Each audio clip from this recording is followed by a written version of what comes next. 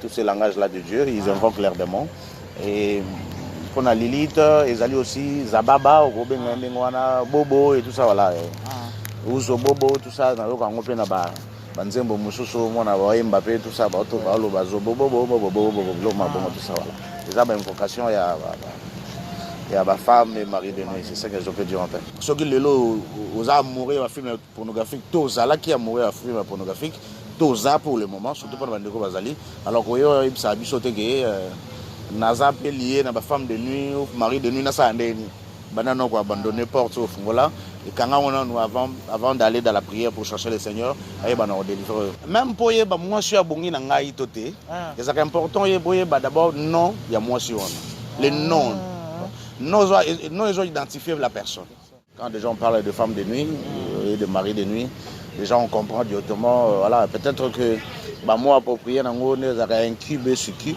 Là au moins on pourra peut-être parler un peu, faire la différence, parce que là de ce côté-là avec les incubes, c'est le dieu ou le démon Pan de contrôler la gango. Na loba des gens avec balanda bisomin que Pan a parmi les démons, les dieux à contrôler la musique. Et na yende wichi kombo mo to ba mini panique.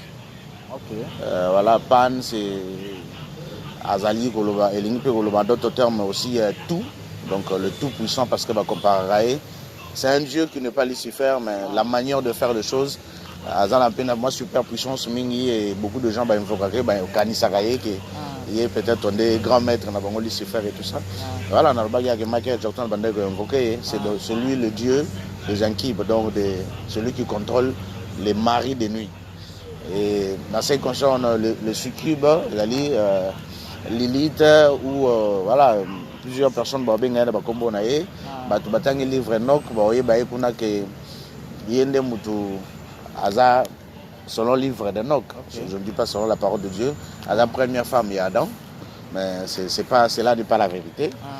Mais c'est comme ça que les occultistes attribuent Lilith.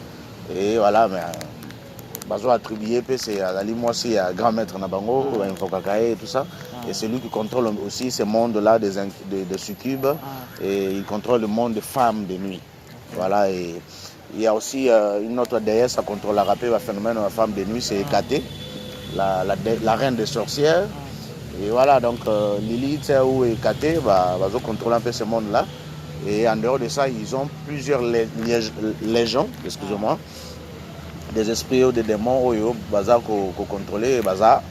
Voyons, dans la rayon, il y a femme et mari de nuit. Et pour ma précision, Hécaté, tant qu'il un peu contrôle, il y a monde, il y a femme de nuit. Il y a un combo Hécaté parce qu'il y a bien combo machine pour les autres. Peut-être comprendre il y a plusieurs fois. Il y a un combo, il y a Baba Yaka. Baba Yaka, là, je pense qu'il y a même des prophètes, ou des pasteurs, ou des apôtres, ou des évangélistes qui appartiennent au monde occulte. Soi-disant pasteurs, il faut qu'il parle la langue. Quand ils parlent de langue des démons, de langue des anges, et il faut qu'il Baba Yaga, tout ça, voilà, ils font des incantations pour invoquer. Un peu ce succube-là, la femme de nuit, va transmettre à travers des invocations de parler en langue, soi-disant il parle le langage de Dieu, que ça n'a rien à voir avec tous ces langages-là de Dieu, ils invoquent leurs démons. Et pour la Lilith, ils allaient aussi Zababa, Bobo et tout ça, voilà. Uso Bobo, tout ça, Banzembo Mususu, Mbappé, tout ça, tout ça, voilà. C'est ça, invocation, il y a ma femme et mari de nuit, c'est ça que je peux dire en fait. Alors merci Papa Caleb. La conséquence et apporter la rabie sur ma femme et mari de nuit, parce que avant peut-être qu'il y a une question pour le baquenon et la piste de solution, mais la quelles sont les causes pour la rabie sur ma femme et mari de nuit? Bon, voilà, donc il y a une cause avant qu'il y ait des conséquences. Oui, il y a cause et aussi des conséquences. Voilà, bon, la cause est ça, moi, Mingi, la cause est ça, on se retrouve avec voilà, ces activités-là, où ce phénomène-là, on se retrouve dans cette vie-là, il y a femme ou mari de nuit, il y a beaucoup de causes, dans les amis, causes, dans les amis, peut-être que to banda otala mingi ba film pornographique ouais ça par exemple à cause dans ya binene otala ba film pornographique et ça nous pousse obligatoirement à tomber dans le phénomène de la femme et mari de nuit et surtout tant total ba film il y a pornographie et que parfois voilà dans moment il y a autant nos films même tu te sens excité ils appellent mon ba jean ils apportent le monde de sorcellerie au fongola on appelle mon ba jean des démons des sorciers tout ça ça dépend ndenge mutnyo sur place ça allait comprendre ou des anges parce que ce sont aussi des anges mais déchus voilà donc et aux ça l'appelle le monde on a ben kibu ya basukib pour donc femme et mari de nuit pour invoquer bango et pour que baya ko joyeux possession et bando gérer après ba gérer pendant que ndeko fongolé le bon porte ba la possession ba comme coopérer plus tard juste à cause la femme et mari de nuit comme coopérer comme se manifester plus tard juste parce que tout simplement aux a amoureux tous à qui amoureux à un moment il y a des films pornographiques tout il les los à amoureux à film pornographique alors directement donc il y a une conséquence sur ça ndeko que ceux qui les los aux amoureux à film pornographique tous à qui amoureux à film pornographique tous à pour le moment surtout pour bandeko bazali alors que ça a bisoté que naza lié na ba femme de nuit ou mari de nuit na ça ndeni banana ko abandonner porte au fongola et quand on nous avant d'aller dans la prière pour chercher le Seigneur aye bana délivrer et aussi c'est la masturbation parmi des causes oui mais ma biso na ba femme et mari de nuit c'est la masturbation et là parmi vraiment la cause minene oyo et tinda biso na yango bon par là aussi je vais ouvrir une parenthèse fermée artiste minene belé na monde ba politicien belé na monde ba vivre na masturbation et il y a aussi la masturbation soit à ça la moko soit à ça on a téléphone soit moi si voilà mon des à tout ça la bolingo na téléphone moi si moi na photo mbalement na photo voilà ça l'appelle vidéo ça bon exacté par plaisir ça maramnaye ça maramnaye et voilà les relations sexuelles mon bo ça cause donc après yo mo ça bongo tomber na ba yo mto dans ignorance on va vivre na ba mari ou femme de nuit après on dehors la pasteur voilà et il y a toutes ces choses mais non il y a aussi la bongo pour vivre pour ça la grand pour voilà tout ça hein voilà ba benga ngo beaucoup plus ba sala ba bloko maîtriser bloko ba benga ngo la transmutation sexuelle donc azo joie énergie mais vous en êtes à distance voilà donc il y a toutes ces choses donc dans le monde spirituel on va bien la transmutation sexuelle or la transmutation veut dire que état moko bozaki nango comme un état mususu donc il y a joué état oyo boza nango na moment na bosala à transmettre une énergie sexuellement parce que quand vous êtes en train de faire ce moment là il y a soit disant plaisir na téléphone et ça déjà état boza nango il y a joué état on a transmettre en énergie et en vivant nango ça on bon on va faire tout ça rien na mamna mais yo ba ki yo mutu bosa ne mamna la conséquence nango za otikali na femme ou mari de nuit tout dépend de sexe aux ali donc parmi les causes de la masturbation et ça vraiment parmi la conséquence il y a mabé de l'autre que nous avons risqué le logo va te bélo le vaté voilà donc parmi les causes des ali ko ça là ba veu il y a papa Eric aux ali na fiancé moko boye lui nga moko na mi lobela d'abord nga mona longo papa Eric abati azali na moi si liboso ta na botane pe bana mais ce qu'on a ça qui ba promesse que yonde na zalana yo surtout so botina mwasi na bana to pe de même na mwasi botana mobali na mwana to bana o sala qui ne promesse que papa na ngamoni par sentiment en tout cas yo manga mobali na ko boya ga te atal parmi na so ba lobby atal ouais o sali veut. Oh, la parole de Dieu nous dit, n'habitez pas avec encore on va arriver là-dessus. C'est juste un exemple, c'est parmi les canaux. Et la parole de Dieu dans le livre d'Ecclésiaste chapitre 5, je crois dans le verset 5 ou verset 3, ça, tout dépend de la version de là.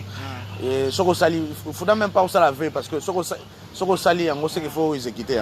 Alors le vœu là qu'on parle, on parle de vœu de faire dans l'église. On parle de vœu dans l'ensemble, dans la généralité, parce qu'il faut bien faire l'étude. La parole de Dieu.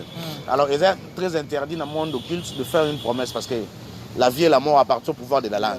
Voilà. Au fond, il pense que la sorcellerie, pour saliver dans mon émotion, tout le monde a motion saliver dans mon mobile, tout le salani va faire. Il y a au mobile où tu as mis mission ngoyo ndimi. Tout le monde ngana yo to boya na kati. Alors, ceux qui bo kabwani. Et que moi chaque nandenge bo kabwani na moko asala ki choc na muninga poatika na posa na ye. Obligatoirement wa kewana. Oyo atika na posa muninga atika na mari de nuit o pa kekuna ake mari de nuit so femme de nuit ba hollandais obligatoirement wana automatique parce que bofongoli monde bosali ba veo bo réaliser te bofongoli porte à sorcellerie et les incubes le succube ba hollandais bino. Voilà, on va parler de conséquences, mais c'est parmi les causes aussi très important sur le phénomène. Il y a ma femme et mari de nuit. Il y en a aussi des choses comme ça. Ma cause, c'est la musique. Normalement, donc, directement, Michael Jackson invoquait directement le dieu Pan, donc le dieu des incubes. Michael Jackson, on a bien dit Nzambe. Peter Pan, voilà. Pan, c'est le dieu, c'est un dieu, voilà, un grand dieu d'ailleurs. On a eu tout le bas, on a ça dit, bateau, il faut quand même, les tout puissants, donc, Kanisakaye, Kazande, Moko, Nanzambe, maintenant Lucifer. Ce que Lucifer a un adversaire, c'est pas, voilà, selon leurs explications. Alors, ce que vous avez amoureux de la musique, automatiquement, ce Dieu-là qui a fait que la musique est la structure dans le monde, Azanzambe, il y a mari de nuit. Hier tant yozo ka musique hier à folie yango hier zo profiter azo ba porte sa kota. Voilà, donc il y en a plusieurs aussi voilà ba musicien na biso yo tout ça voilà. On va invoquer peut-être ba pétu démon il y a Pan. Voilà, normalement on tabengi a invoquer Lila. Donc on va imaginer moi na Congo na biso à Lila, c'est pas à nous de citer qui a la chanté.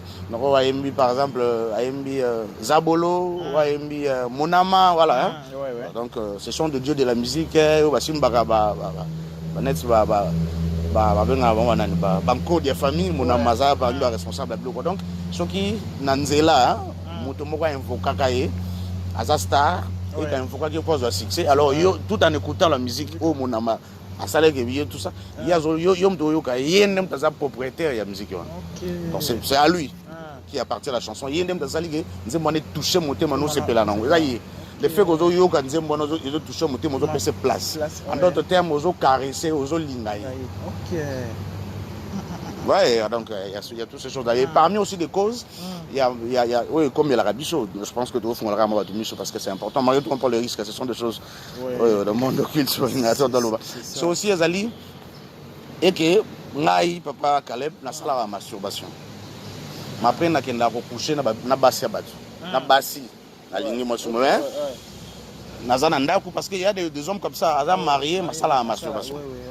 Donc moi si automatiquement le fait que na sala la masturbation après na coucher na moi si na kamote que moi si na zopsanga que na mo aneti et d'ailleurs batu basala ka bongo il arrive que moi si alali toyé mo bala lali jongo ba coucher était mais moi si ala mukina bouteille que la sentir pena que na zaina mutu toyé mo bala sentir pena que asali relation sexuelle na mutu voilà donc voilà donc ce qui n'a pas hasard et que obimana mobali moko obimana moi si moko bande ko se masturber et que bon atika mabongo wana te alanda nzela nzambe te ga coucher na yo automatiquement zo transmettre yo esprit wana voilà donc ça se passe comme ça parce que pour y avoir envie on a masturbation il y a des mondes qui gèrent ça donc beaucoup plus c'est le monde de Succube et Incube il y a aussi un monde de la planète Gaïa où il est géré par les avatars. Les revenants, voilà. Donc, et ben, on peut gérer ce monde-là et il gère toutes ces choses-là. Donc, de l'autre côté aussi. Bon, phénomène des alipés, au coup, tu as une scène. Je dis aussi. Mais il arrivait qu'au coucher, il y a prudence, c'est préservatif. D'ailleurs, le monde des incubes et des succubes, le monde des avatars, d'ailleurs, le monde va expliquer à médecin, ça va préservatif. Et tout ça, alors. Le fait qu'on éjacule par préservatif et qu'on boit qui en a balabala. C'est parmi les causes automatiquement. Et ils vont prendre cette sémence-là et ils vont revenir sur la terre et voilà tout ça. Parce que dans leur monde, tout ce phénomène-là, tout ça, la renette, tu as filmé pornographie, après, à un moment, tu as filmé pornographie, à sentir qu'il y a éjaculé. Ou soit tu as mari de nuit, à Monica a éjaculé. Ou éjaculé par un bateau, pessi bango sémence. Parce que il y a un phénomène un peu spirituel, des faits un peu spirituels qu'on peut expliquer. Dans le monde de culte, expliquons clairement, parce que le diable copie ce que Dieu a fait. Marie est tombée enceinte, ça a couché dans le mobile. Donc, dans le monde spirituel occulte, il y a formule. Et il y a des choses qui ne pas yo éjaculé na butu, bazui sémence, voilà, bon, bah, tout enceinte. Oh là là. Et ils vont se multiplier comme ça. Il y a un autre comme dans mon culé aux hommes. c'est facile le côté na mutu baza 100% y mettre parce que bisonde tout à la base donc c'est une histoire qui ne vient pas d'aujourd'hui, qui est de très longtemps. Donc parmi ce phénomène là et ça la biso qui est tombé parfois na ba voilà et zappé ba parmi ba cause un so coucher na papa na yo, soit au coucher na maman na yo, soit au coucher na oncle na yo, na tante na yo, na cousin na yo, na cousine na yo, na leki na propre. Le fait qu'au salaire, au fond, la rapport sur le monde de la sorcellerie, il y a automatiquement comme moi, voilà, où se retrouver que nous avons la femme ou mari de deux. D'ailleurs, nous avons balé, ou accueillir vivre en haut, pas que côté vivre en haut. Vous allez multiplier le monde de Lili, vous allez plus des démons sur le plan spirituel et sur le plan physique. Donc, parmi les causes, il y en a comme ça et on a qu'on énuméré pour aujourd'hui.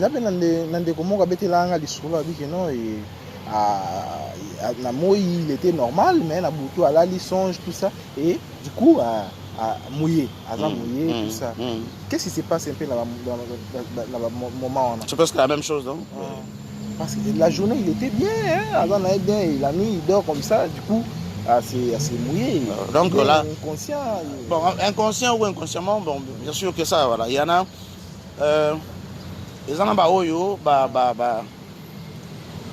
ba femme ou mari de nuit ba yaka pana bango et à s'allier rapidement quoi à longo parce que voilà c'est un phénomène un peu spirituel dans le monde spirituel il y a un monde on est se sentir le côté tous qui tom couché on peut ça un exemple moi je crois que c'est une personne déjà tous ana yo pour gros à la net to vandi boya même chose to la bande ba cameraman baya et le to la moi pongezu ngai to pongezu yo to ndeko mo wala ndabiso na ndako azana kiti aonimba boy moi le fait ka osala boy azonga boy akolota makolota lo mo il y a 3 jours mais na minute so asali boy la physique boy geste na mukie voilà mais la spiritualité c'est un monde où il y a pas de limite il y a pas de temps là-bas qu'il faut calculer donc dans le monde spirituel donc quand femme ou mari de nuit aillé le geste rose à la cour mais pour naïe peut-être relation sur le plan astral bo salon pendant 3 jours. Ouais, pour sur le soin astral, vous savez, toute une nuit. Mais il y a 15 minutes, tout ça. C'est un monde des esprits qu'il maîtrise bien. Donc il y a toutes ces choses-là qu'il faudrait un peu comprendre. Donc, il y a un 15 minutes et comme un cauchemar. Ok. Ouais, soit saline d'autres, ça 30 à 45 minutes, nous donnons comme un parce que Azaki, esprit n'est qu'un dans le monde. Où il y a maîtrisé Penzate et comme les cauchemars. Ok. Ouais, d'autres à moins 5 minutes, 10 minutes après notre dossier. Au monde, mais soit Bando Betelon d'autres, notre live. Mais hier, par exemple, pour lui, c'était juste pour 10 minutes. Donc, dans le monde spirituel, il y a ces problèmes-là. Donc, ceux qui peuvent marier aux femmes de nuit, voilà. Il y a au monde, le temps était court, surtout qui. Il y a Malam, peut-être que Zalaka, qui marie de nuit à Yaki. Il y a moi Malam, paysan Malam totalement. Il y a Malam Mingeza Yate. Il y a moi Malam Zalagaye. Mais tant on a besoin de s'acquiler. Ok. Parce que copier c'est monstre.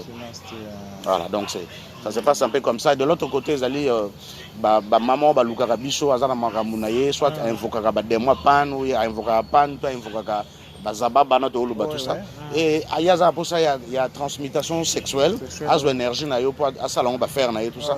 Le fait que yozo coucher na maman na yozo pesa votre énergie, il est pas obligatoirement il y a zo transmettre yo ce phénomène là des femmes et maris de nuit. Et yo tango kendo coucher na moi si na yo opesi moi si fait ça se passe comme ça. En tout cas mokili ton sen makambo belé hein, ça la somme moi parce qu'il y a des certaines choses mususu tango tozo yo kakabo ezo bangisa biso ba na nzambe. Vous nous regardez partout dans le monde entier na sengi na bino peuple dédié. Bon continuer à la émission Tinasuka parce que il y a des révélations révélation batebele ba bi vérité mais basuka ko la vérité parce qu'ils ont interdit de d'autres côtés mais c'est une opportunité ils ont entre biso na bino papa Caleb ba vérité donc il prend beaucoup de risques pour dire ça alors papa Caleb ba piste de solution ni pour na moi na Nzambe akoki ko za quitter la vie ya la mari et femme de nuit. Ok, merci beaucoup. Avant d'arriver peut-être dans le piste de solution, ou peut-être on pourra les ramener, parce qu'on a beaucoup à parler, on pourra les ramener à l'émission prochaine. Nous allons aider les gens comment s'en sortir. Mais j'aimerais d'abord parler des conséquences. Ok. Voilà, des conséquences. On était dans des causes. Maintenant parlons de conséquences. Ce qui est arrivé aux Alaka, dans la famille, dans la mariée de nuit. Il y en a même ceux qui trouvent plaisir au Lobagé. Moi, Sinaï, et moi, c'est Boutou. Il y en a même dans les réseaux sociaux. Moi, c'est et tout ça, tout ça.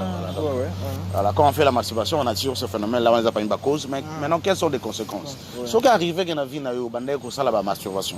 Il y a une vie, il y a la pornographie, il y a une attirer ma femme et mari de nuit dans ta vie. Au bal, il faut arriver au bal. Il y a l'esprit, on a ligné tellement, il faut dégager l'énergie. Surtout l'esprit, mari ou femme de nuit, il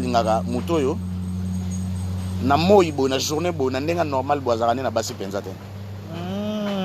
Ezape parmi les logo ebenda ka bango. OK. Moni soki bato aloba ke na tiki mabe na komi osambela. Na moment akomo osambela na remarquer que même après 2 mois lingi ne mibali soute to lingi basete. Ma remarquer que là na butu amoni neti basali relation na mwasi. Bien mobali. Voilà. Alors bien sûr la muka bondela. Mais yeba ke logo zo attirer mari la femme de nuit, ils ont vibration commune parce que ce qui monte à sa relation sexuelle sur le plan spirituel, la vibration. Parce que c'est l'énergie sexuelle qui gérera plus toutes les énergies dans notre vie. Ils ont un pourcentage d'énergie qui est l'énergie sexuelle. Donc, Mouto a beau garder nos autres. C'est fort. Voilà, Mouto a beau garder nos autres. Mouto a beau coucher dans la cité. Déjà, Mouto a couché dans plus de. Moi, je suis couché dans plus de 25 hommes. Soit sur le plan au Bongana, sur le plan stable, dans le mariage, tout ça, je parle directement des conséquences. N'est-ce a couché à plus de 25 femmes. Donc, déjà de ce côté-là, il y a des conséquences, il y a des portes énormes. Dans le monde spirituel, le nombre c'est 25. Déjà, bon, il y en a où il va coucher. Après, calculer le côté. J'avais une femme là, on a tourné au coucher avec combien des hommes. À Zup, on a raisonné, bon, en tout cas, malgré les bélés. Là, c'était à l'époque. Mais c'est au rôle de nombre de eh papa nanga o le grand problème non moi je posais la question pour elle, est-ce que je peux sortir avec elle ou non? Parce que n'a pas une femme a abîmé plus de 25. À l'époque je n'étais pas ce que je suis aujourd'hui, mais j'étais déjà initié. Je savais que tout ça, voilà. Bon, on a profité il y a ce qu'on appelle la géométrie dans le monde spirituel. Géométrie, ils ont fait à partir de la science. OK. La nécromancie. Hein? Donc, étude de mort et tout ça. Géométrie, il y a des études de nom. Aussi, pour le Bolanda Bichot. Bon, ils ont eu le gabo qui c'était comme son bon. Même pour moi, je suis à Bongi dans Ngaïtoté. C'est important, d'abord, non, il y a moi sur les noms. Non, ils ont identifié la personne. OK. Voilà, donc. Ils ont dit nakutani na ngai fiston. Nakutani na Olga. Après cet exemple. F. Voilà. Na O. Voilà, tu éliminer H ou na O. Parce qu'ils ont mis ma O. Donc, sur le plan géométrie, ils ont faux. Bah, toi, il va ça arrive au coup d'un mouton, soit au coup d'un soba basse volanda, à coup d'un mouton, on a bien attendu après c'est ma pétan on a quoi pas combo. Au comme on a gagné, merci beaucoup. Ah, vous avez joli, à ce qui OK. Mais apparemment, et lula qui a zéné ta solinga. Mais tant qu'à tourner combo, il y a attaqué comme on a bien eu Simbate. To kuta na rappel blom suto yebite simbite pour ani pour ba combo na bino sur le plan. En fait, dans le Bible pour musu sur le la Bible ni. Le monde est compliqué. En fait, vous savez hein, quand la princesse de la maison de Pharaon, moi na Pharaon a reçu Moïse. Et bon, azuna moi na zai Moïse. Tant a reçu na mai. Alors le banaya bi moi no ba no benge Moïse pour na jouer na mai. Et la vie de Moïse, son plus grand miracle, c'était le miracle à Maï. Et donc, on va ensemble, le miracle à Maï. Le nom lui a suivi. Le nom a fait d'ailleurs sa grandeur.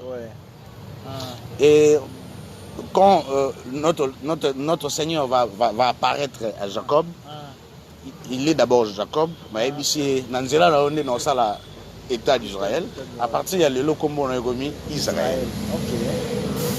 Je ne sais pas ce qui te soukara dans le temps ou dans la Bible malam ou parce que la Bible malam. Pourquoi le Seigneur a voulu ainsi? Pourquoi il insiste sur le nom? Place d'abord c'est parce que tu as été enseigné, on vous a parlé de ça. Et lui-même, le Seigneur, au moment de avant sa naissance, quand on concevoir spirituellement. Et l'ange Gabriel va venir chez Marie, il va dire ça y est, Kombo.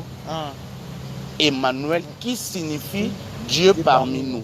Vrai ou faux que la présence de Jésus sur la terre, c'était la présence de Dieu parmi les hommes. C'est ça. Kombo l'a dit. Lui-même aussi, le Seigneur. Il a vu Simon. À bien partir de l'eau Simon, parce que Simon veut dire insatisfait, comme on est commis Pierre. Parce que l'icône a eu Pierre, je bâtirai mon église.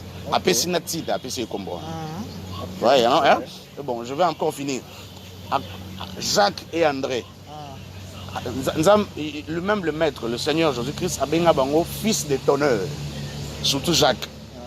A surnommé bango comme bon fils de tonneur. Il y a un surnommé bango, c'est dans la Bible. Et fils de tonnerre d'Anikaketi. Et Jacques est le premier apôtre de Jésus à être persécuté. Tant que Jésus a été disciple de Bosso a fait avec Jacques. Sa façon de parler était comme de tonneur, comme la daguerre. Donc les pharisiens et tout ce que gérait le monde à l'époque, Pierre Boudalo va bien. Ouais, comme l'andaki. Donc, sur le plan naturel, notre vivant, comme d'ailleurs, tu as mal, tu as mais tu n'as évité ça pour aller dans la profondeur de l'enseignement. On peut savoir comment on va passer tes arabes. Mais je suis là, ils ont enseignement. Même dans les Tolinganaga, Babéric, c'est important de savoir que.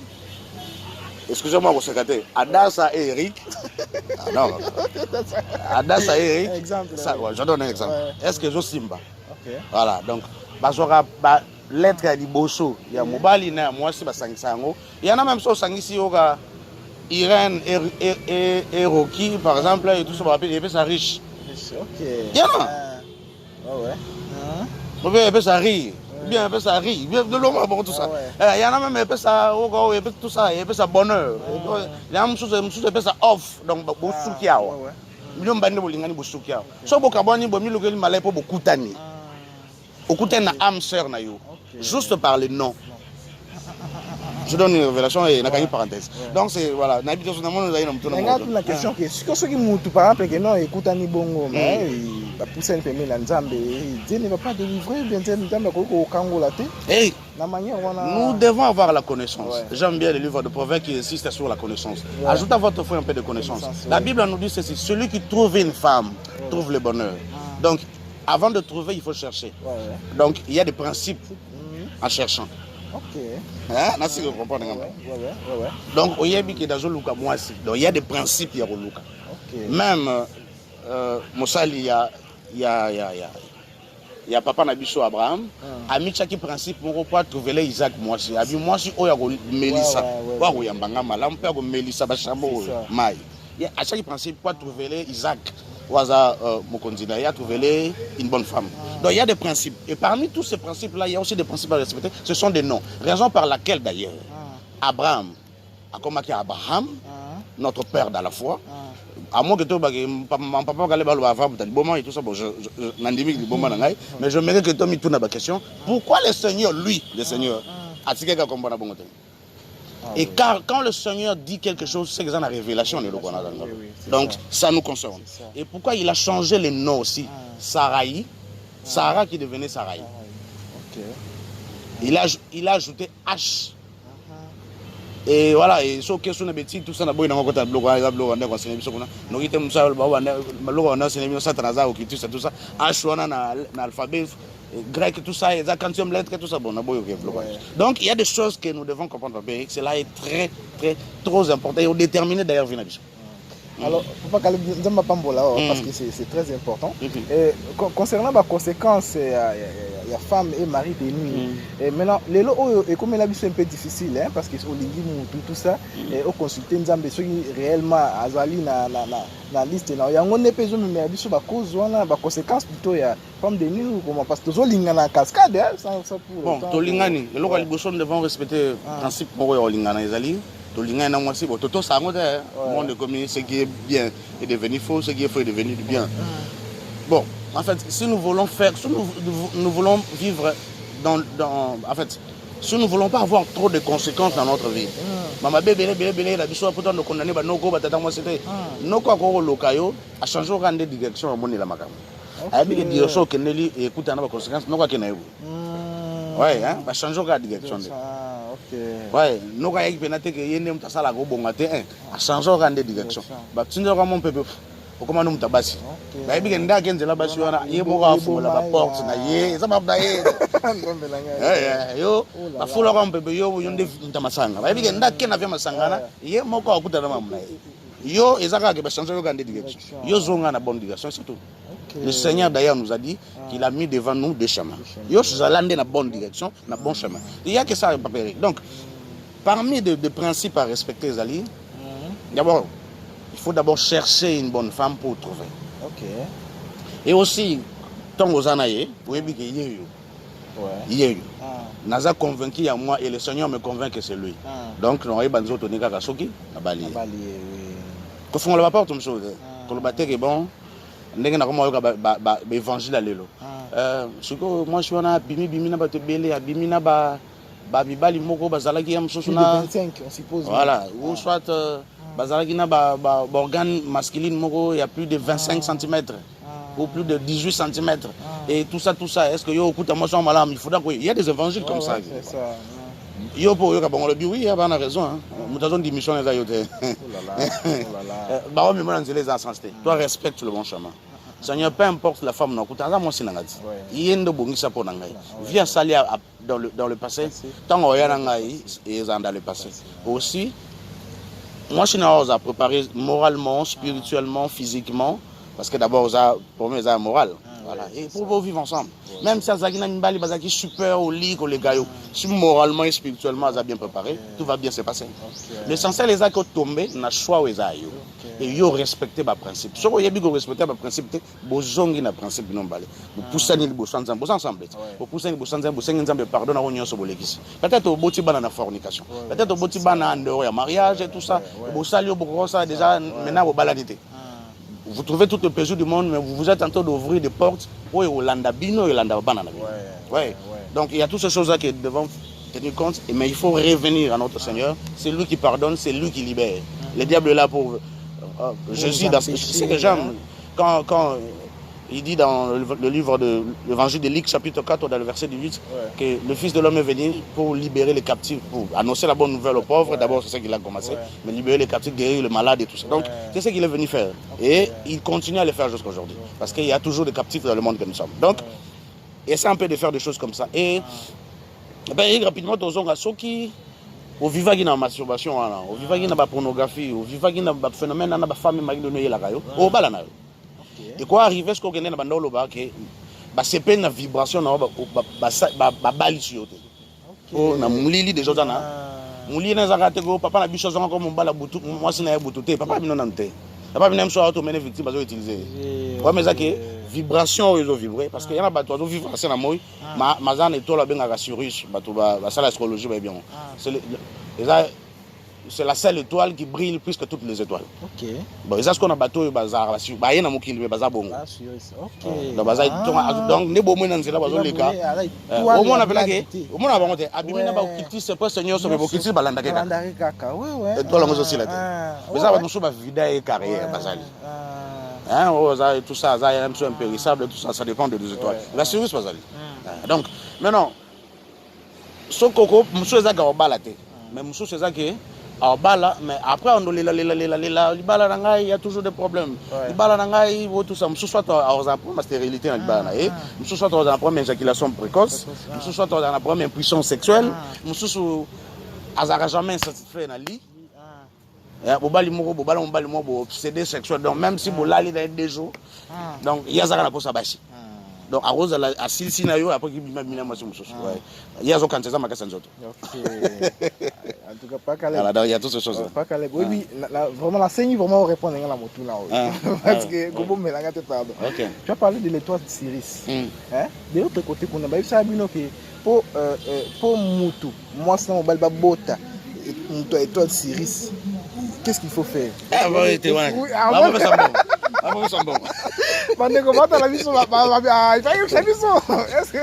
La condition est un peu génie, avec une très forte étoile brillante.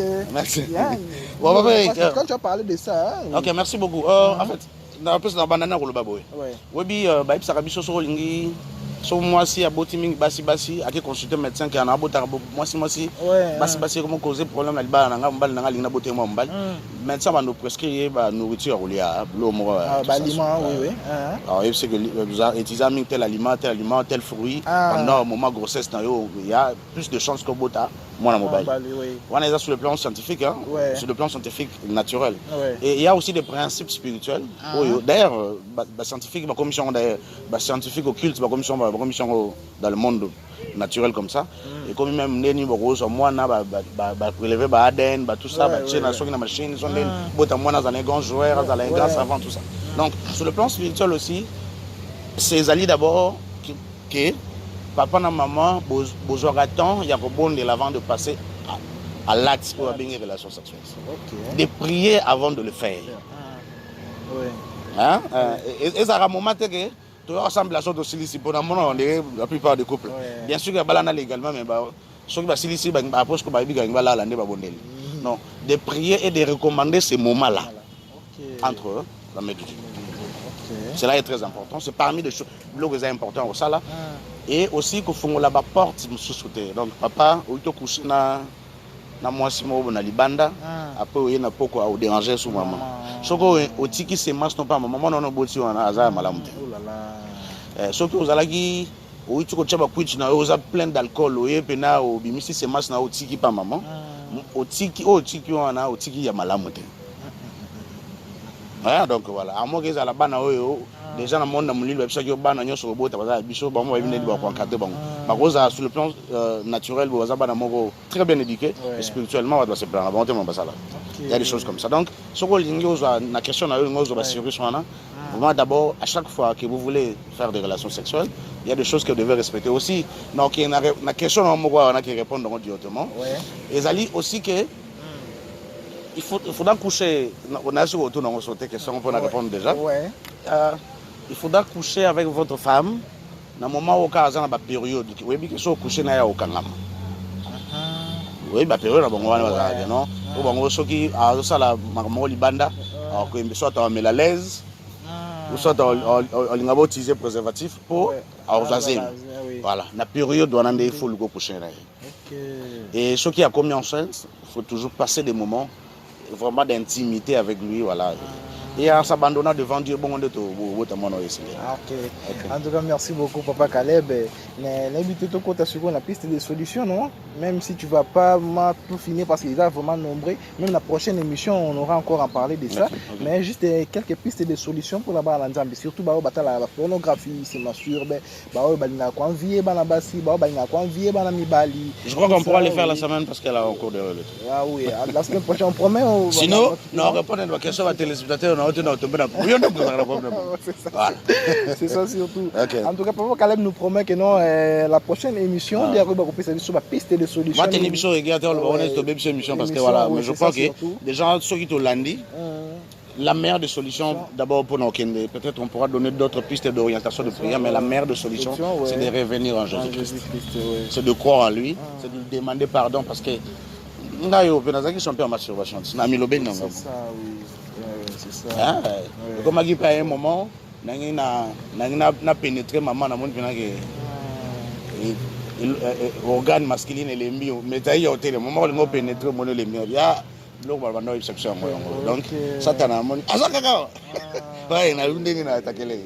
Ouais, je prends le temps de jeûner. Ça nous arrive. Voilà, donc tout ça là papa émission dessus ba problème sous ils ont ba conséquences ils ont rien à ça tout ça la faut la porte na sina yana na beti lot na ya pina na okota na ndako l'équipe ba taming était na ma bana mire ba komi Caleb bima na ndako na ngalobi c'est ça maman le pango d'accord mais comme on se connaît likala na mire pembe c'est ça je me souviens oui asongi bana na telle quelle humiliation donc ndena komi na boy alobaki nini pour bazala kité mutu pas zaki na ndako il y a des choses comme ça non voilà donc Mais après ozongi kaka okangi motema obondeli olobi que ça ba biloko ekoza la raison boye. Ekoza la raison. Faut que ba porte fongola. Hein? Exactement comme bando yebisa nzambe. Na yebiti ni na sali mokili. Ah. Yo mi reconnaître dans te que yo na nous apporte ba bébé. Ouais na yebiti nzambe sali mokili. Reconnaître na sala yo mabe papa Eric. Na yepa non no. Iso fait limbisanga me na yebiti mabe na sali. Comment est-ce que mbongo ndo songa? Oui. Mais quand même, il y a des choses, prends d'abord conscience. Prends conscience. Tu pousses un bossan de pointe. C'est ça. C'est le plus grand roi de tous les rois. C'est ça. Parce qu'on écoute un mouton et puis qu'on a écouté un bonheur d'opportunité. Donc, symbole du bosson. On s'approche devant le Seigneur à état avec l'état pur et sincère. Donc, on doit être sincère devant lui. Voilà. Donc, après, on a salité. On a salaki na bossani. Limbisa. Parce qu'il y a des péchés de ça, donc, pour d'abord conscience, les meilleures pistes de solution en ayant peut-être on pourra donner des orientations. Il y a comment jeûner, il y a comment prier, voilà, pour s'en sortir. En tout cas, bande de cognos, vous dans la poto, vous dans l'Afrique, vous dans la Congo Kinshasa, vous dans la émission vraiment la bouquet bignoso. Et Nzambe Azala vraiment la bino. Tout ce qu'on dit, d'abord, la première des choses, c'est quoi? C'est de prendre conscience. Si on a conscience dans les sous-moyos au salaki et au yesu au pousse à la pembeni à Nzambe, au pousse à la pembeni à Nzambe, au Seigneur Nzambe, pardon, sincèrement. Et Nzambe a parce qu'il est le roi des rois. Il est là pour nous. Hein? Il est là. Nzambe a biso makasi. Je sais que nous avons des gros belé, bosala ba débauche, bosala makambo belé, bosala ba scandale, boyiba bambongo na bandaku tout ça. Il y avait aussi un problème parce que même la prochaine émission tout au là. Ceux qui parents doivent défendre moi que non et le roi ibaki nandaku tout ça. Ce sont aussi des risques peut-être battre en groupe n'a pas caté. Non, c'est pas la gâteau qui est normal c'est aussi c'est sûr on te promet on va pas faire trop de promesses. Nous sommes à la fin de l'année. Moi je crois que ça, c'est l'avant-dernière émission. J'aimerais un peu me reposer aussi et être dans la prière. Oui, souvent, on se retrouve dans notre vie, que surtout financièrement, tout le monde est pasteur, c'est ça. On se retrouve comme ça, non? Soit, on va changer 50 moussala à une année. Soit aux ans moussala mou ou meli mais un problème de promotion. Il y a toujours des problèmes comme ça dans le mariage, il y a toujours des problèmes de finances, un problème de bien gérer les enfants et tout ça. Oh ils ont mato na monté mandé on ont réalisé même sur bombi bongo tout ça. Parmi les causes dans nos alliés, c'est de faire de vœux. OK. Il y a ça Papa Eric. En tout cas, d'ici la fin de ce mois ou la fin de cette semaine, je vais vous donner ça. Moi, na yebi ketina le babon. Même si n'a eu possibilité, bon comme les gars, na kokisi vena ngate. Na fongoli porte, il y a repère dans bon. Oh là là, oh là là. Il fallait même pas ça la veille. Surtout bah on va risquer que ça en église. On a condé maman penale nzamba babenga la veuve. Nzambo ya gérer la finance, c'est gars on ma assez pela on ma casse pena pour fongoli les portes, il y a comme gérer l'homme. Et ça aussi, oui, c'est faire un vœu. Papa Eric, non, tu ne l'oméga. Mais de l'autre côté aussi, ils allaient tant au bandé coco là, papa na biso, na maman na biso, tant on a eu bananda pour ngapi na salon. OK. Zambali misangai. Papa zolobaki asa nina yibite azui pa na bango. La Bible nous dit que Mouta zo salandengwa c'est un ami d'un destructeur. Le plus grand destructeur du monde c'est le diable. Donc talara au bayi biso ba benyi sko amina. Voilà. Donc ils sont très mal. Voilà. On a accompagné au pénal, il y a voleurs, il y a destructeurs. Oui. Or, bah, par exemple, à cette époque-là, je crois que tout ça va être autant à l'Andakou, Proverbe chapitre 28, verset 24. Oui, voilà. Ça, donc, balobi na ndako mona pe tata moi sito mama le kazaki na ah fisto salinina azui pa na bango est-ce que c'est ça et bah encourager na continuer au salaire bah éviter que bah comme ça a mis à destructeur après le bito lobby na kuna le quoi dasina mi comment mis à destructeur donc na destructeur après le biko na bando le landa ni vena ngebe. C'est en revenant dans ce petit détail là, cela est très très important. On répété encore, cela est très très important. Aussi, pour finir, Papa Eric, je ne sais pas ce qui, on peut aussi ramasser ça. C'est le faire, on a le répété encore, on a eu tout le bango, on a pas ma masturbation, c'est de faire de vœux de mariage sans pourtant que tu aies de respecter. Oh, à Kiwana, so sololi na ye, mobali yana mamba salangai. ça là effort que abimi bonde la pena soki si yo mutu oza na bakawana bonde la penza hein bonde la penza po na mwasi wana to mobali wana kenda na mwasi usinga yo abimisa yo na motema voilà donc soki ezosenga na nzamba pesi mobali oyo ya ye bonde la pena gêné pour lui parce que pour y permettre yo aux à la l'aise parce que tu as accepté de faire un vœu là-bas oh kokisa te c'est ça il y a pas que monde spirituel bango va yebi que sur mobala na yo.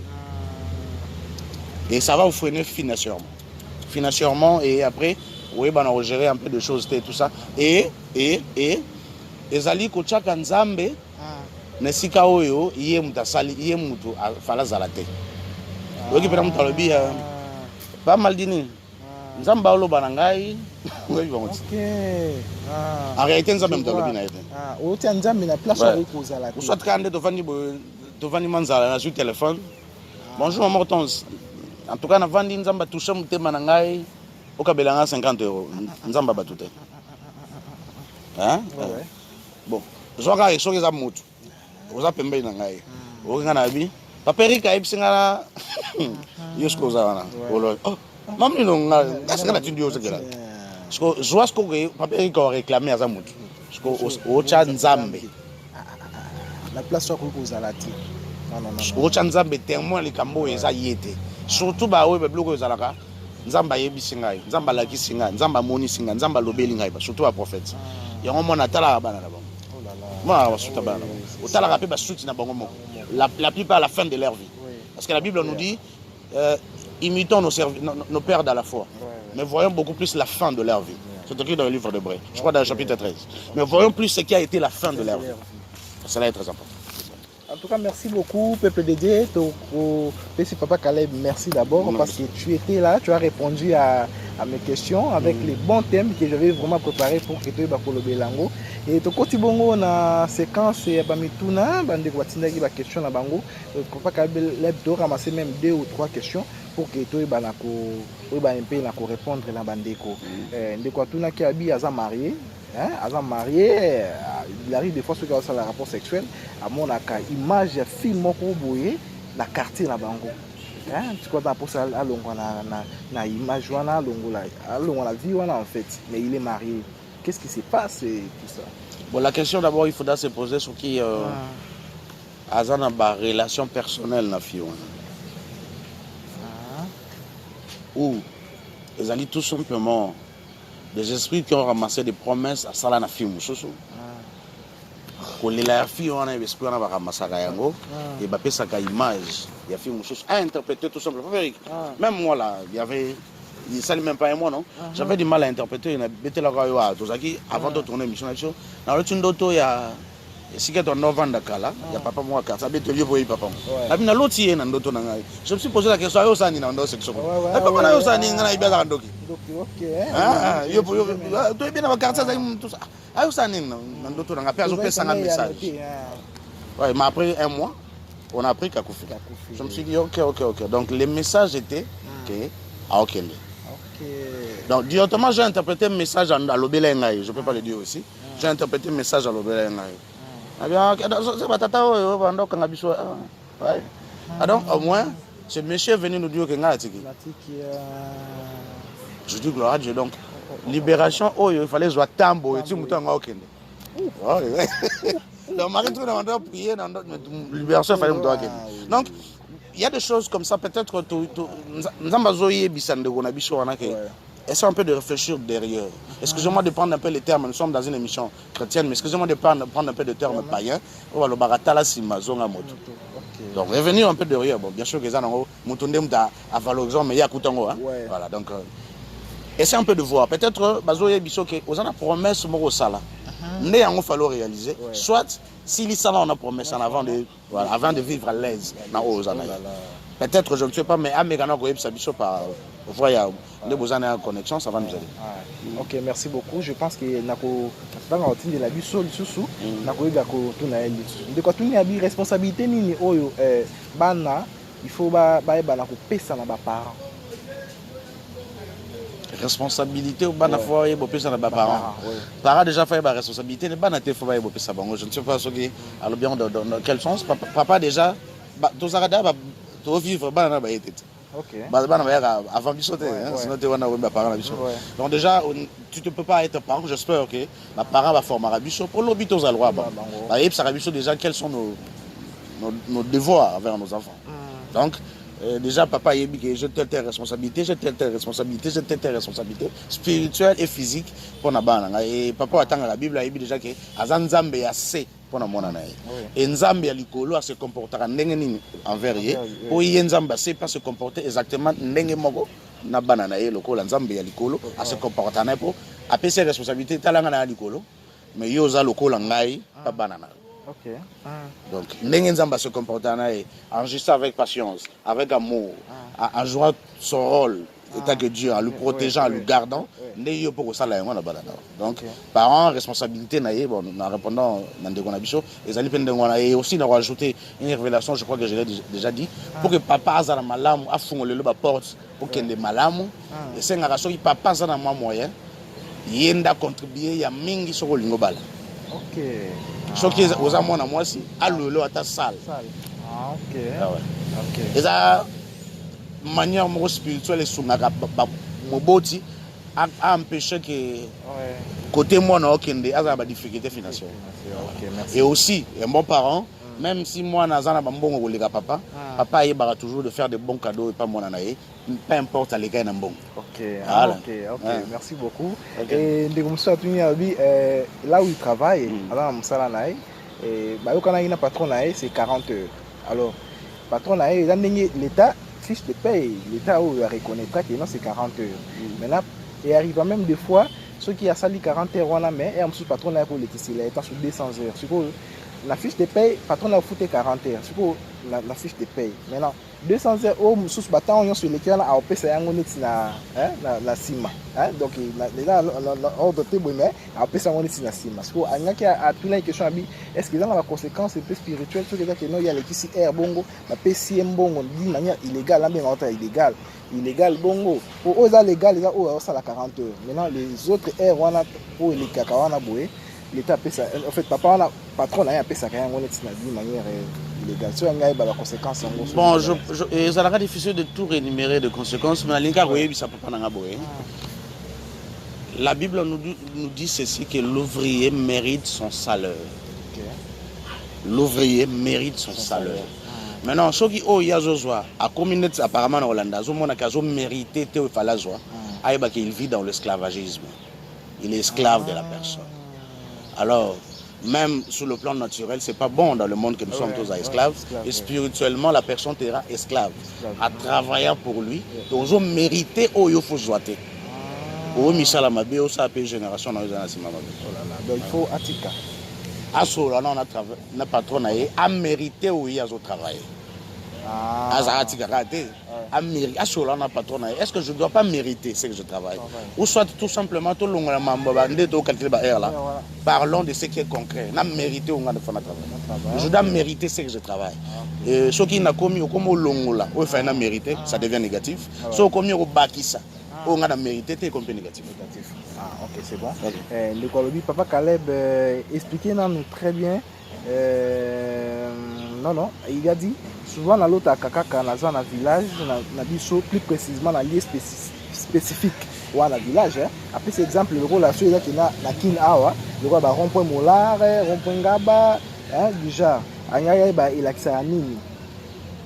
Bon, ce qui a une difficulté à se stabiliser dans la vie, c'est que le lieu spécifique il y a mon awana.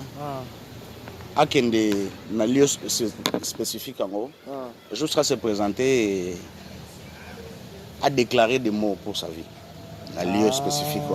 Donc, vraiment, ce voyage, on peut importe écouter des millions, je ne sais pas, mais c'est pour sa vie. À l'ongwa qui a déclaré des mots pour sa vie. À l'oba, ce sont des principes. Hein? Je suis là. Voilà. Et pour ça, là, de temps en temps. S'il y a des liens spirituels, j'aimerais me libérer. S'il y a des chaînes, j'aimerais me libérer. Des katanas. S'il y a les emprisonnements sataniques, j'aimerais sortir. Et tout ça déclarer qu'il y a de bonnes choses pour sa vie et après à Zonga. À continuer à faire ça va très bien marcher. Merci beaucoup. Il est comme ça, il a un phénomène comme il a excusez. et comme la gagne chaque minuit il faut sentir ayoka bamboa bazolela linga ko mituna soki eza nini pourquoi bamboa na banyau il faut bamboa bon soki komi à chaque jour je ne crois pas que c'est vrai parce que c'est que mutu ndeko wana eza bandeko na nde bakomeli parce que mutu anafa kota na kati ya traumatisme chaque jour papere chaque jour oyokaka banyau balelaka chaque jour et comme traumatisé je pense que soki esali une année 2 ans déjà 3 ans mutu abongo aza sous quelqu'un pas il n'est pas à l'aise quoi alors mais je crois que ça la melaka de temps en temps parfois ça arrive que après 1 mois 2 mois yokeloko ndenge wana là aussi alors il faut soki eza banyau na bamboa il faut avoir temps de vraiment de demander à Dieu qu'il aille assister à Bengana DS, à Bengana Kate, parce que ou à se présenter à parfois la femme va ou et tout ça. En tout cas, Papa Caleb, Bolimbi c'est vraiment parce que les yeux m'ont tourné belé. Bolimbi c'est vraiment, la première que 2 ou 3 questions, mais ils ont vraiment belé. Dans ça la sorte que nous avons éliminer la question de Bandeko. Mais quand tout le monde il est en Belgique, alors ceux qui par exemple non à la 1 heure et arrive à l'autre côté. Et à l'autre côté. Mais soit là par exemple 20 heures ni zalaka, on ça va rêve. Anga ba pour nani arriver là bon cas soit là 1 heure à l'autre côté sauter. Bon je pense que on a évité ce qui se peut ça. OK. D'abord, il y a sur le plan spirituel. Ça a vraiment ouvert. Donc, à l'Imbisanga, il y a sur le plan spirituel, il a un problème spirituel. Donc, et c'est a plus de temps de rester dans son sommeil pour que ça cette voyage l'astral. Si on a plus de temps, pour lui c'est difficile. Donc, sur le plan spirituel, il a vraiment éveillé tes hasards. Ça a vraiment fort de prendre le temps de jeûner à manger que des légumes. Ce qu'on va pendant 2 semaines, ce qu'on va pendant 5 jours. Mais à ce temps de jeûner à consommer que des légumes, et ça a vraiment jeûne en prenant que des légumes. À ce moment-là, à matisser cette capacité-là spirituelle. En tout cas, merci la réponse. Nous qui tenons à tout ça, on va battre bongo à Zarabandoki. Et on va le séquer. Mais il y a des gens qui ont comment tu puisses faire cette effort-là. En tout cas, c'est pour ça qu'il y a un faux prophète, soit a bêté le mouton, que mouton a bêté le prophète. Ce prophète a joué ma bien. Batang ça nous a rendu. Et c'est vraiment compliqué. Pas qu'à aussi c'est ce que nous pensons que tout le monde va bon, on va tous ça. Merci. Question tuna qui en fait question tuna mi que non albi avant dans le pan musulman za baer ça fait que non so musulman baer wana zo kota na ndaku akota na ndenge ya sima. So ndaku na ya akota na ndenge ya sima. Il y a un locataire dans le Pangouana. Il y a des conséquences. Qu'est-ce qui se passe si à un niveau au salaire bongo pour la bango risque ni au salaire tout ça et à ça merci pour ça le sur ça d'abord il faut dans le babou moi biso de vendre na côté mon dingo oui ba conséquence biso de vendre mais de vendre nda ko oui c'est ça on ko vendre sur ba côté bon d'attendre ba combattre ko vendre sur côté catcheur moi mné nazalaki on côté mo musicien mo boya mné nazan célèbre azalaka toi azalaki ko vendre au côté politicien mo boya azalaki tout ça bon imaginez-vous que mutu wana ya msusu po ba politicien bele to binde ba politique msusu ba msusu azaki na ndoke banene oloka batu na quartier ala comme siko autorité munene binde wasara biso kwa comme oloka nation siko ouais alors kouvent d'à côté ça c'est trop difficile pour avoir accès à cause à pouvoir ça nango il y a reçoit la possibilité il y a logo msusu ce que vous a pouvoir que ça facilité aux et logo wana pour loquer là on bat il y a accès il va faire plus du mal et à masse bateau avant d'à côté Bastar Bazar avant d'à côté Bastar Bazar et voilà sur là la plupart de yo kaka biso ndeko na biso na zaneti moi qui bon na venu on a bilo bon zanga côté na ngani wana famille na papa bala ba onyon so basaka bon ba subo exacte que youtube ba bon remarquez que na quartier no yo ba scène so ba betolo il y a toutes ces choses là alors yeo ya do fana na lupango yo moko lupango akota ka respectant de principe. Je ne sais pas ce qui va musulman ou le principe il y a un Zambé na bango je ne sais pas mais déjà je sais que nous avons un seul intermédiaire qui est Jésus-Christ. Alors déjà on va dans le pan on a déjà qu'il y a des choses comme ça soit au bimi soit yo po ebi na ocha ceinture na yo pe o ebi na ko belela ka chaque jour Jésus-Christ moto akota kana sima akota ka be liboso c'est ça alors donc azo ache ceinture na ndako na yo et les choses là yaye tu t'en fous de ça Ouais, tu t'en fous de ça. D'ailleurs, moi je me souviens, Kala, Nabengara, un vieux là, occultiste, c'est Aoul Gandago. Absingana no parce que tena bino wana ndako sana ndako moyo sana mume papa na oui papa ngani absinga na ndumbe wana shoko wana bile talinga da nasona coach como futega al pangwana moyi ezana ile ando pomba lisote umtalo babongo kitise abi ngaso ko biko futa al pangwana wana yenda obenga ngai moyi donc bouté on doit sauter ando pomba lisote je donne cet exemple là mazo kitise mazana foi wana on ma amuna boni biso que bateau tous en esprit ou au-dessus de tous les esprits. Donc il suffit tout simplement de laisser ses affaires et de te protéger avec Jésus. Alors c'est vraiment de gagner sur balandi biso oyo to lobby eza oyo to yebi les expériences oyo to logoti na ba parcours na biso. On a voulu partager ça aujourd'hui avec vous. C'est à vous d'avoir l'esprit de discernement. Parce que to yebi biso te kendiba. Il faut qu'on accepte. Avoir l'esprit de discernement et de comprendre exactement que le Logon de Galobi, ça fait partie de ma vie. Oui, ok, ça. C'est par là que je suis passé. Ah, ok. Il y a une conséquence, il y a une instabilité. Il y a un divorce. Il y a une boyaniawa. Il y a une tout ça. Je fais tout pour mon mari. Mais il y a un bimagito. On va les autres tenter de passer dans la relation sexuelle, parfois. Et comment on peut habitude tout ça? Tala obimana nani ou ça une relation nani ou c'est masturbara avant et tout ça. Quelle est ton étoile, tout ça te compte. On va passer temps dans la musique nini oyoka, voilà. Vous avez muta bar et tout ça. Qu'est-ce qui s'est passé aussi? Voilà. Parce que aussi mon temps où dans ma parenthèse mo rapona okanga, mon temps to subara na ba nzela mingi. Ouais. C'est interdit de le faire. Ouais. Mon temps tout ça là grand besoin. Tu benga en français tu sera ba so kaka. Ouais. Hein? Et tant au salon on a lié mo webi ke bat balé kaka. Ozo loka batona to zo ko na mi loka yo mo. Ouais. Car c'est Dieu qui a demandé aux enfants d'Israël que si vous voulez le faire dans bazana on a ba désert bazana ba campement pour que ça la wan dehors à camp. Pour ne pas détruire l'environnement. Alors tant que ça là tout en détruisant l'environnement. Oui, là, au salon juste à côté de la salle. Et tu t'en fous, il y a des pour tout ça.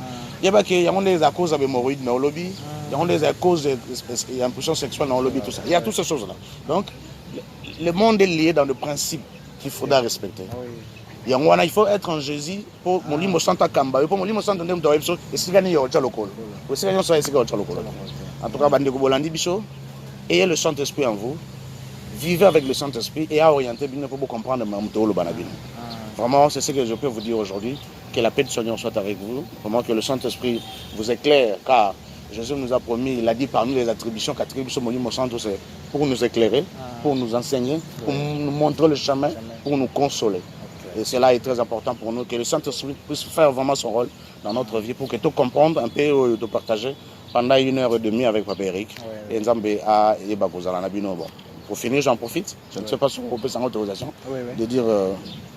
On a 2 ou 3 personnes, on a 2 ou 3 personnes pour 15. Je dis à quelques personnes. Quelques personnes, oui, vas-y. Ok. Bon, d'après ce mot, vraiment on a une équipe technique, on a derrière Papa Pierrot et Papa Pierrot, il panne, bien sûr, j'aime ça, et Papa Madini, Mahonga. Vraiment, on a fait une bonne année pour assister à Gibiso. Et on a fait une bonne année à Papa Denis Maël et toute sa famille. Vraiment, meilleur vœu parce que nous sommes déjà au mois de décembre. Et on a dit que d'ici la fin de cette année, je vais faire une émission et les gars de Trompette TV. Juste pour nos meilleurs vœux. Je vais faire une émission comme ça avec Papa Eric et nous allons balancer ça à la Trompette TV pour la fin de l'année. J'annonce déjà à Papa Madini qu'il s'apprête avec du matériel, on va le faire par la grâce de Dieu. Et on a fait vraiment beauté, Papa Dinel Bouton Bimba, on a fait beauté Maman Hortense, Maman Bijou, on a fait beauté Papa Jean-Marie, on a fait vraiment beauté c'est Hollande Bichon au Canada, on a fait beauté na maman Pascaline, on a fait une na papa Lévi, Elvis, et avec papa Eric on bien agence na Tegeli. Merci. On a fait une na libota na Mobimba et toute ma famille, vraiment mes enfants Caleb Chumbela et Benezer Bofimbo et je dis aussi vraiment la cadette au Fanel Mbié, en tout cas bino nyo sombote Zambalola aïba na robate la bino que tout le monde a la fin de cette année et comme il y a quelques semaines mais beaucoup de têtes aussi vont tomber dans quelques semaines qui arrivent. Et vraiment, Nzamba bâti la biso tout le monde en est à Sika, et surtout que nous puissions prendre des bonnes décisions pour que nous puissions marcher dans la vérité dans l'année qui va venir, parce que l'avant-dernière mission de Ossala, nous allons dire quelques signes de ce qui va arriver en 2024. Ouais, alors j'espère que nous allons nous prévenir à ça et Nzamba bâti la biso. Merci Nabino Nyonso, merci à maman Nadine Adio, merci à maman Rose, na papa na ancien Jonathan, merci à papa Seda, merci à pasteur Célestin à Gabon, na maman Yale, merci à pasteur Emmanuel Chubango, merci à papa Jean-Paul Kabonjo, Azana Rissi, Namboka ya président Poutine. Après c'est un beau décès Gazalina Libota na Mobimba, ça Malola Consoleur. Et je ne sais pas si Nabosan papa Alexis Mabenga, papa Alexis Ntimba na Kimpese avec sa femme, et bien bientôt ce mariage.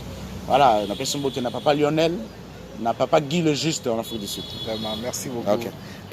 En tout cas, nous sommes arrivés à la fin de notre émission. J'en profite. Il y a coupé ça va joyeux anniversaire à Langai et pas à M. Pierrot Ipane qui est derrière la caméra. Oh, joyeux anniversaire. Vraiment joyeux anniversaire. En tout cas, Mbotama Yassika, Ndeko Pierrot Ipane. Je sais que non, à balancer les bisous juste image tant qu'on a la montage. En tout cas, j'en profite aussi que ça va en Nzambe que non. Tout la carte à présence en Nzambe. La Bible nous dit soyez sobre, veillez. Et tout vraiment la présence de Nzambe. C'est dans 1 Pierre chapitre 5 verset 8. Et là j'en profite pour ça bambote langa ebele na papa Jean-Robert Luboya depuis la France et à papa Philippe depuis la France, maman Judith Imbunga de la RTNC et maman Anne-Marie Ndonda en Afrique du Sud et à papa Martin Wanika depuis Bunya. Et aussi à maman Françoise na Canada, maman Christine à Londres, papa Nonon à Londres. Et je voulais parler aussi sur l'agence Grâce Manas. Agence Grâce Manas, j'en répète, yom tous la pocha au voyager au Kenya Poto, au voyager au Kenya Europe, au Kenya Amérique, Afrique du Sud, partout dans le monde entier. Contactez-nous, nous allons t'amener à l'agence Grâce Manas. Il y a papa Lévi, il est chrétien, il fait des choses. Na Katia Bobangi Nzambe. Et aussi je profite aussi à sa maman Dorcas na Suède de Bambote Ebele et pourquoi pas à papa Joël na Londres et à papa Cédric Luamba en Afrique du Sud et à papa Paulin depuis Belgique. Papa Paulin Azali moi na Matete, on était vraiment tous na Matete na PC Bambote Ebele ici qu'Azali na Belgique et je profite. Il y a pesa aligné pe na pesa bambote belete mais na pesa bambote mais je profite quand même. Tu vas vraiment m'excuser hein. La sœur on est là, je te salue vraiment là où tu es, Nzamba zalana yo et Nzamba batela yo. Tokutani bongo na prochaine émission et tous ala vraiment na kati na kubanga Nzambe, totika la pe na kati na kubanga Nzambe. Je profite aussi de saluer mon frère qui est derrière la caméra, frère Maldini Mayanga, na PC Bambote Ebele Sikazali et tokutani bongo na prochaine émission Nzambe abatela biso. Merci.